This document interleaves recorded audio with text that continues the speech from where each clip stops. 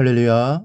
사랑하는 대강의 가족 여러분, 오늘 하루도 하나님의 말씀과 동행하는 삶이 되길 소망합니다. 오늘 함께 나눌 하나님의 말씀은 여호수아 6장 1절에서 7절 말씀입니다. 이스라엘 자손들로 말미암아 여리고는 굳게 닫혔고 출입하는 자가 없더라.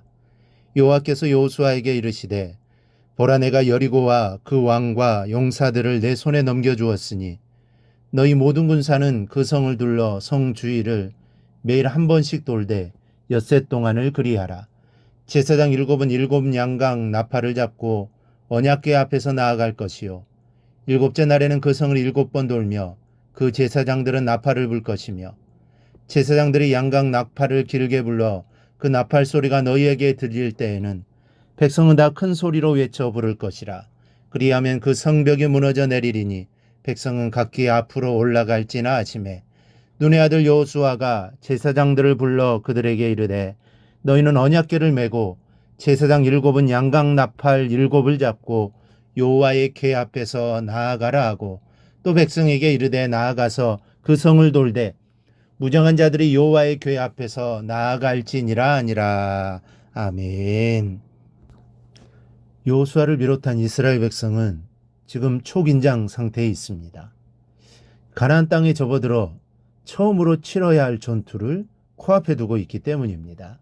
게다가 여리고성은 난공불락의 도성으로 유명한 곳입니다. 이 긴장하지 않을 수 없습니다.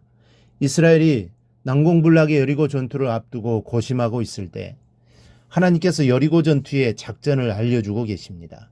하나님께서 친히 작전을 짜시고 지금 그 작전을 지시하고 계시는 것입니다. 그런데 여러분, 그 작전을 보면 황당하기 짝이 없습니다. 세상에 이런 방법이 어디에 있습니까? 이것도 병법이라고, 그것도 전쟁 시에 사용해야 할 작전이라고 알려주고 있습니다. 그 병법이 무엇인지 한번 보면, 너희 모든 군사는 성을 둘러 성 주위를 매일 한 번씩 돌라는 것입니다. 그것도 엿새 동안 하루 한 바퀴씩 돌라는 것입니다. 그리고 제사장 7명은 양강 나팔을 잡고 언약궤 앞에서 행하라는 것입니다. 무장한 군인들은 여호와의 궤 앞에서 진행하라는 것입니다. 제7일에는 성을 7번 돌며 제사장은 나팔을 불 것이요, 나팔 소리가 들리면 백성들은 큰 소리로 외쳐 부르라는 것입니다. 그렇게 하면 난공불락의 여리고성이 와르르 무너져 내릴 것이라고 말씀하고 있습니다. 여러분, 적어도 병법이라고 한다면 깊은 야심한 시각에 적들이 코를 골며 잠자고 있을 때 이렇게 침투해서 이런 방법으로 또 성문을 부수고 이렇게 불을 지르고 적의 혼을 빼놓기 위해서 북과 나팔을 불면서 공격해라, 이 정도는 되어야 하는 것 아닙니까? 그런데 무작정 여리고성을 한 바퀴씩 돌라는 것입니다. 무기를 들라고도 안 하고 그저 한 바퀴씩 돌라는 것입니다. 그러다가 일곱째 날에는 7바퀴를 돌고 제사장들의 나팔 소리가 들리면 큰 소리를 지르라는 것입니다. 그러면 성이 무너져 내릴 것이랍니다. 여러분, 이 말을 믿어야 합니까? 말아야 합니까? 이렇게 황당한 말을 순종하고 따라야 합니까? 그만두어야 합니까? 도대체 이것이 하나님의 머리에서 나온 작전인지 믿어지지가 않습니다. 만일 오늘 여러분에게 이 같은 명령이 주어진다면 여러분은 어떻게 하시겠습니까? 하나님의 손을 붙잡고 순종하시겠습니까? 이건 말도 안 돼 하고 돌아설 것입니까? 그런데 여호수아와 이스라엘 백성은 이 하나님의 말씀을 그대로 순종합니다. 요한복음 9장을 보면 날 때부터 소경된 사람이 나옵니다. 그리고 그는 구걸하여 하루를 사는 거린이었습니다. 예수님께서 그 소경에게 다가가시더니 땅에 침을 뱉으셨습니다. 그리고 그 침에 진흙을 이겨 소경의 눈에 바르셨습니다.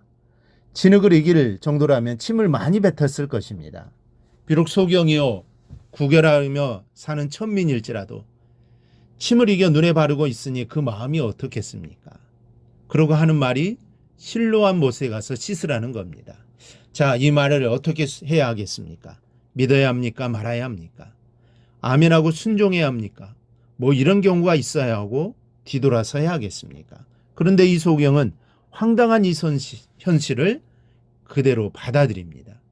이치에 안 맞는 것 같고 정말 황당한 것 같지만 예수님의 그 말씀을 그대로 믿고 따르니 눈이 밝아져서 보게 되는 역사를 만나게 된 것입니다. 우리 사랑하는 여러분, 신앙생활을 하면서 이치에 맞지 않고 논리적이지 못하고 이성적이지 않을 때가 얼마나 많은지 모릅니다. 내 생각과 맞지 않는 일들이 얼마나 많은지 모릅니다. 그러할지라도 주님의 뜻을 따르는 사람들, 그들이 바로 믿음의 사람들입니다. 사람의 말이라면 따르지 않아도 되지만 성경의 말씀은 하나님 말씀이기에 따라야 소망이 있고 희망이 있는 것입니다. 여러분이 바로 이런 믿음의 사람이 되기를 바랍니다. 그리하여 하나님의 말씀에 순종하여 하나님이 이루시는 이 놀라운 일들을 볼 수 있기를 주님의 이름으로 축원합니다. 오늘 묵상한 말씀을 굳게 잡고 삶으로 실천하며 살아내는 대강의 모든 성도들이 되기를 축복합니다.